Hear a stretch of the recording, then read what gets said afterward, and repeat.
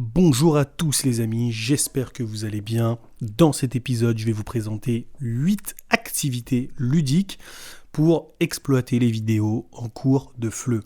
Vous avez des vidéos, vous ne savez pas quoi faire avec, je vous explique, je vous donne des idées et ce sera à vous de les exploiter.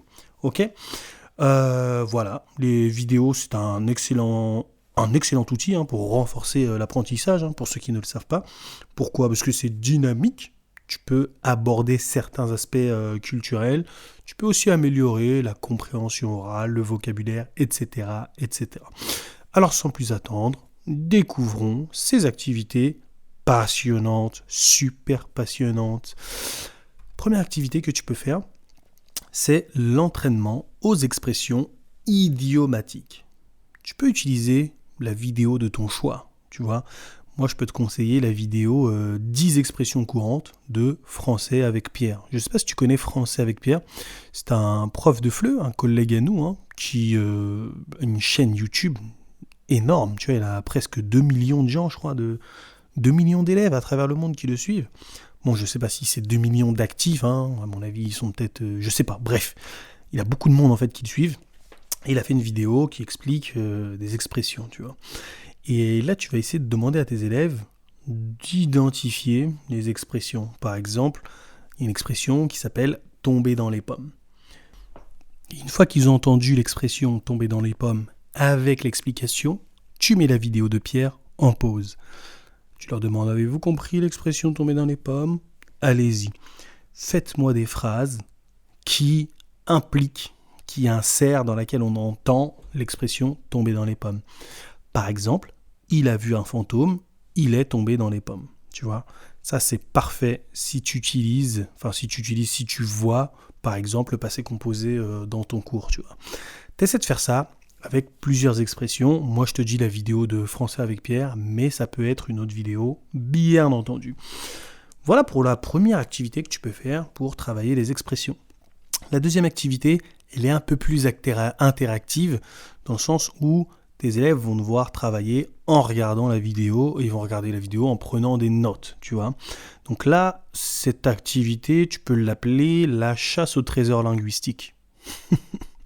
Tes apprenants regardent la vidéo et ils vont devoir trouver le trésor. Tu vois ce que je veux dire ? Qui peut leur apporter des points ou autre, tu vois. Donc tu demandes à tes élèves de regarder la vidéo et de trouver, par exemple, selon le type de vidéo que tu mets, tu leur demandes de trouver, 5 verbes irréguliers, tu leur demandes de trouver 5 prépositions de lieu, par exemple, 5 adjectifs, 5, 5 verbes, bref, t'as compris. Tu leur demandes de chercher des choses précises, tu vois ce que je veux dire ? 5 éléments de négation, 5 phrases négatives, tout ça.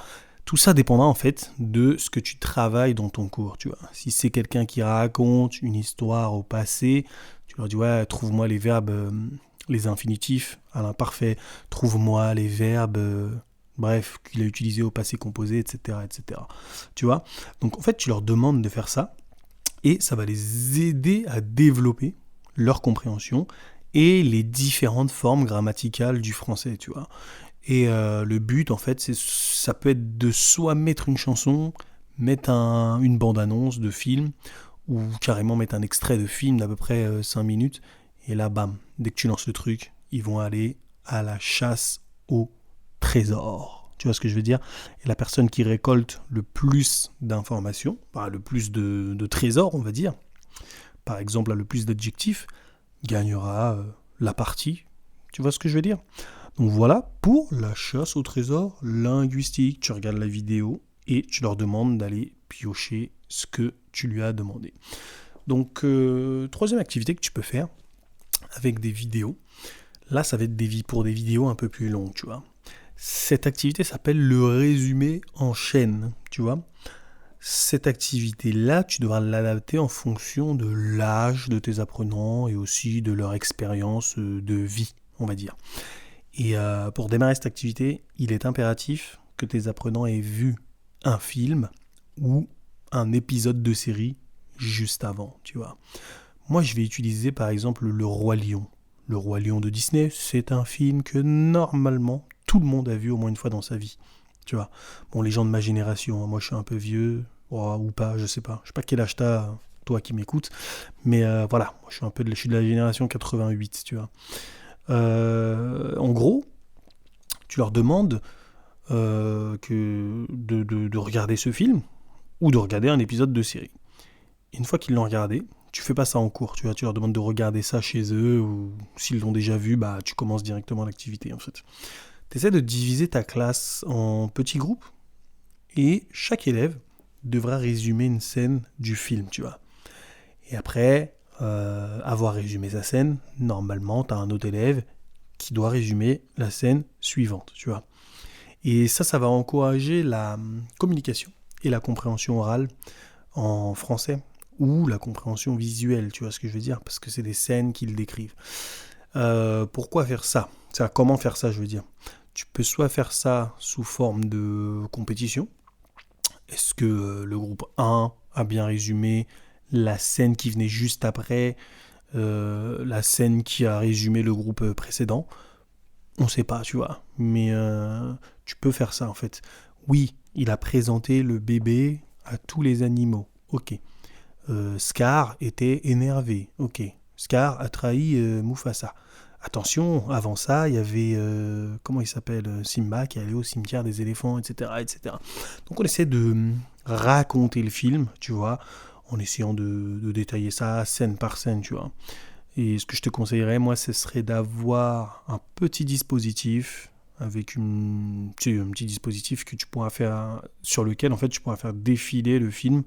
Et comme ça, tu verras si tout va bien. Et si tout ne va pas bien, en fait, ils ont oublié une scène, tu leur demandes de résumer la scène qui est là, tu vois. Un film, c'est très long. Je te conseille de faire ça avec une série. Et si tu ne sais pas quelle série utiliser, je te propose la série Extra. C'est plutôt sympa, c'est disponible sur YouTube. Et puis voilà quoi. C'est une série dans laquelle les acteurs font l'effort de bien prononcer pour que tous les niveaux en FLE comprennent ce qu'ils disent, tu vois. Voilà pour le résumé en chaîne. Hein. Chaque élève résume une scène du film, dans l'ordre du film. Et voilà, quoi. Chacun son tour, on fait ça tranquillement, quoi. Quatrième activité, c'est la description détaillée. Comme tu le vois, dans l'activité précédente, en fait, on s'attardait, on va dire, sur les images et le son. Mais dans la description détaillée, on va plutôt s'attarder sur les images, tu vois. Tu peux travailler cette activité avec un film, un extrait de film, une chanson, une publicité, bref, toutes sortes de vidéos, tu vois. Et tes élèves vont devoir utiliser un vocabulaire précis et varié pour décrire ce qu'ils voient, tu vois. Si tu travailles par exemple sur la place de l'adjectif, sur, je sais pas moi, la météo, etc., etc., tu vas devoir demander à tes élèves de regarder une fois la vidéo. Ensuite, ils se mettent en petits groupes et ils essaient de donner le maximum d'éléments possibles qu'ils ont vus dans la vidéo. J'ai vu une jeune avec un sac noir, avec un parapluie, etc., etc. Si tu ne sais pas quoi utiliser, tu cliques là en description, je te mets la chanson dans mon sac, tu vois. C'est moi qui ai chanté cette chanson. Tu regardes le clip tranquillement avec tes élèves. Et de toute façon, tu as la ressource pédagogique qui va avec. Hein. Et tes élèves, par exemple, ils vont devoir identifier un sac, identifier des adjectifs, etc. etc. Et c'est plutôt cool. Ça marche très bien. Ça a bien marché avec mes élèves et les autres élèves de la communauté de Flippies. Donc voilà, la description détaillée, ça peut être voilà, une scène, des expressions, comment dirais-je, faciales, etc., etc. Tout pour faire parler tes apprenants à propos de la vidéo qu'ils ont vue. Cinquième activité, c'est le débat. Ça, c'est très sympa et ça marche, on va dire, avec des B1, B2, tu vois. B1 et plus, tu vois. Ça peut être du C1 et du C2, tu vois. Donc tu peux prendre une vidéo, par exemple les vidéos de Brut, je sais pas si tu connais la chaîne, BRUT, elle fonctionne très bien, tu vois.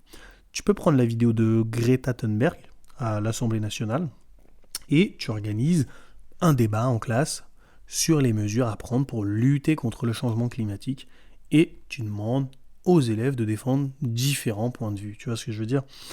Cette activité, elle va les aider à développer leurs compétences en argumentation et en expression orale en français. Tu vois, ils regardent la vidéo de Greta Thunberg, ils écoutent ce qu'elle dit, ils sont d'accord, ils sont pas d'accord, ils s'expriment, tu vois. L'idéal, ce serait de faire 2 groupes avec 2 idées qui s'opposent, tu vois. Tu as peut-être un groupe qui fait de l'écologie punitive et de l'autre côté, un groupe qui veut miser sur l'éducation, tu vois. Et chacun des groupes essaie d'argumenter dans le sens de leurs idées, quoi, tout simplement. Après, tu peux aussi prendre une autre vidéo de Brut qui a très bien marché dans mon cours et qui fonctionne encore très bien. Tu sais, j'ai créé une ressource qui s'appelle Parlons de fêtes. Et il y a une fête en Chine qui s'appelle la fête de Yulin, le festival de Yulin. Et c'est une fête pendant laquelle les festivaliers, les gens qui participent à ce festival, mangent du chien, tu vois. Il y a des milliers de chiens qui sont sacrifiés, on les mange, on les fait au barbecue, du chien à la tomate, du chien aux champignons, etc. etc. Et là, tu as un groupe qui doit être pour cette fête, et un autre groupe qui doit être contre cette fête. Parce que dans la vidéo, en fait, tu vois que certaines personnes font des manifestations pour interdire ce festival, etc. etc. Donc voilà, une vidéo qui servira d'élément déclencheur pour un débat. 6e activité, c'est l'activité publicitaire, tu vois. Tu peux utiliser une vidéo sur Internet, par exemple les meilleures publicités françaises en 2022, 2024, etc., etc., ou tu vas sur la chaîne de Culture Pub. Tu vois, Culture Pub, c'est une émission française qui parle des publicités à travers le monde, tu vois. Et après avoir vu tout ça, tu peux poser des questions à tes élèves comme « Ouais, est-ce que vous avez aimé ces publicités ?» Parce qu'en général, les publicités qui sont dans ces émissions sont assez originales, drôles, et n'ont pas forcément besoin de son pour être comprises. Tu vois ce que je veux dire ? Donc, tu leur demandes de regarder ça, ce qu'ils ont aimé, etc., etc., etc. Et à la fin, tu peux leur dire de créer une publicité pour un parfum, par exemple. Pour quelque chose d'assez conventionnel, comme un parfum, des vêtements, un appareil photo, etc. Mais aussi comme quelque chose d'un peu moins conventionnel, par exemple pour la consommation d'insectes, tu vois. Dans la publicité, ils doivent dire « Ouais, manger de la viande, c'est pas bon pour la santé, c'est pas bon pour l'environnement, etc., etc. Donc, manger des insectes, c'est craquant, c'est super... Comment il disait Pumba là ? Un peu gluant, mais appétissant. Bref, le slogan qu'ils veulent, etc., etc. Donc voilà, ils peuvent faire une publicité pour quelque chose de traditionnel comme un parfum, comme quelque chose de moins traditionnel comme des insectes, ou comme quelque chose qui doit, qui vise à éduquer peut-être une population, comme remettre le slip à la mode par exemple. Je dis une connerie, je dis de la merde, je sais, mais c'est comme ça. Bref, tu choisis une activité originale, et ça, cette activité-là, de la publicité que tu utiliseras à partir de la vidéo de Culture Pub, va encourager la créativité et l'utilisation de la langue française dans un contexte réel, avec un but réel. Ok ? Alors, 7e activité, c'est un quiz culturel. Qu'est-ce que c'est qu'un quiz culturel ? Tu prends une vidéo qui aborde plusieurs thèmes de la culture française. Moi, je te conseille une vidéo, une chaîne YouTube qui s'appelle Topito, T-O-P-I-T-O. Ils ont aussi un compte Instagram qui est magnifique, vraiment magnifique, et 1 milliard de fois mieux que le compte Instagram de Flippies. Bref, c'est pas le sujet. Donc, tu prépares un quiz basé sur la vidéo de Topito, par exemple. Il y a une vidéo qui s'appelle « Les 10 choses à savoir sur la France » ou bref, voilà, les 10 choses à savoir sur la France. Et là, tu demandes aux élèves de répondre à des questions sur des faits mentionnés dans la vidéo. Ça peut être, je sais pas moi, la hauteur de la tour Eiffel, la devise, je sais pas moi, le plat que les Français mangent, etc. Bref, tout ça pour parler de la France, de la francophonie, de la culture francophone, etc., etc. C'est un bon moyen d'aborder la culture française. Donc cette vidéo, tu peux l'aborder soit totalement à l'oral, comme ça, ou tu peux faire ça aussi sous forme de compréhension orale, tu vois. Compréhension orale, j'y viens tout de suite là, pour cette 8e activité et dernière activité de ce podcast. C'est une activité qui s'intitule les créateurs. Pourquoi les créateurs? Les apprenants. Tu vas inviter tes apprenants à regarder une vidéo. Par exemple, la vidéo de Topito ou un extrait de film ou une publicité, tu vois.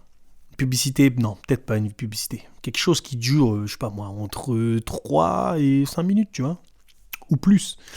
Et là, en fait, les élèves regardent la vidéo, en cours ou chez eux, et le but de cette activité, ça va être de créer une question à la fin, pendant qu'ils regardent la vidéo. Les élèves regardent la vidéo, ils créent une question. Une fois qu'ils ont créé la question, ils posent la question à la classe. Par exemple, l'élève regarde la vidéo sur la France, sur la culture française. La culture française. Et dans cette vidéo de culture française, on dit les Français adorent manger du sanglier, par exemple. Ils disent ça dans la vidéo. L'élève peut poser la question les Français adorent manger des légumes, de la viande, du poisson. Mais cette question-là, il doit la poser qu'à la fin de la vidéo. Tu vois ce que je veux dire? Ça peut être une question sur un nom propre, tu vois, ça peut être le général de Gaulle, etc., etc. Ça peut être une question sur un endroit, ça peut être une question sur une profession. Par exemple, il regarde un extrait de film, je sais pas moi, Amélie Poulain, telle personne, il est quoi? Il est fleuriste, il est épicier, ceci, cela. Bref, chaque élève pose ses questions. Et tu auras sûrement des questions similaires, tu vois. Des élèves auront sûrement des questions similaires, c'est pas grave. Tu laisses les élèves poser leurs questions à la classe. Les autres élèves répondent. Et ce sont eux les créateurs de la compréhension orale ou de la compréhension audiovisuelle. Ça, c'est plutôt cool. C'est c'est presque comme le quiz culturel, sauf que tu n'as rien à préparer. Ça, c'est bien pour les profs de FLE feignants, un petit peu comme moi, tu vois. Donc voilà pour les 8 activités, tu vois. En intégrant ces activités, qui sont basées sur des vidéos dans ton enseignement du FLE, tu vas pouvoir créer un environnement d'apprentissage assez interactif et assez attrayant pour tes élèves. Ils vont faire quelque chose de nouveau, quoi. C'est cool, tu vois ce que je veux dire. Donc ça va les aider à développer ces activités-là que tu choisiras. Tu peux en faire 1, 2, 4, 5, tu vois. Ça va les aider à développer leurs compétences en langue française, mais ça va aussi les encourager, ça c'est très important, à explorer la culture française dans son ensemble, à l'aide de vidéos ou de chaînes YouTube, etc., parce que tu leur auras fait découvrir plusieurs choses, tu vois. Alors n'hésite pas à essayer ces idées plus incroyables les unes que les autres. Bon, ça c'est mon avis, c'est des idées que j'ai testées et qui ont marché, tu vois. Lors de tes prochains cours de FLE, tu testes ça, et voilà quoi. Tu vas donner une expérience inoubliable à tes élèves. Ok ? C'était Abdou. On se dit à très bientôt pour un prochain épisode de podcast. Peace!